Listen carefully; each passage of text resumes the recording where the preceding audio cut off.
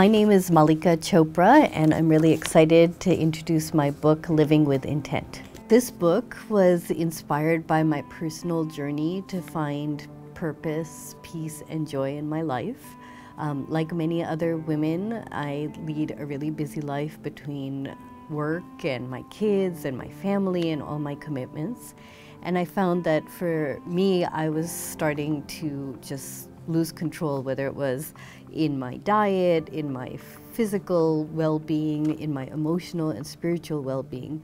So the book is really my journey to find more balance in my life, to recommit to my meditation practice, to make different choices, and ultimately to think about who am I, what do I want, and how can I serve not just my family and my community, but myself as well. I've grown up in a family where I was taught about intent early on in my life.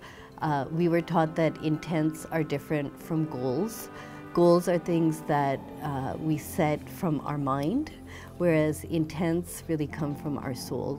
Intents are who we aspire to be as individuals, as members of our community and family, and as citizens of Mother Earth. My dad, Mallika Chopra, used to have my brother and I say the following phrase after we meditated. It goes, "I am responsible for what I see. I choose the feelings I experience and set the goals I will achieve. And everything that seems to happen to me, I ask for and receive as I have asked." And he'd say, "What do you ask for?" And we'd say things like tickets to the Celtics or a trip to Hawaii. And he'd listen patiently, and then he would say, "Okay, but what about asking for joy, peace, balance, purpose?" So we were taught to ask for these qualities in our life. The 6 steps that I thought through for this book really used the acronym INTENT. I is for incubate, which is thinking about what we want in our life, and often that comes from a place of silence. So, I'm a big advocate of meditation or incubation in different ways. N is for notice, which is to notice your internal thoughts, to notice what your body is telling you, but also to notice signs from the universe and the people, places, and circumstances that you may come across to help you on your journey. T is for trust, so trusting our intuition, trusting the messages, again, our body are telling us, and trusting the universe to help us, guide us along the way.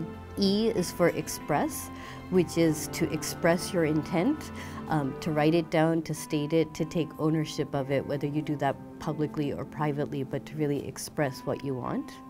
N is for nurture, which is nurturing ourselves, letting go of guilt, nurturing relationships in our life, because that gives us security and purpose.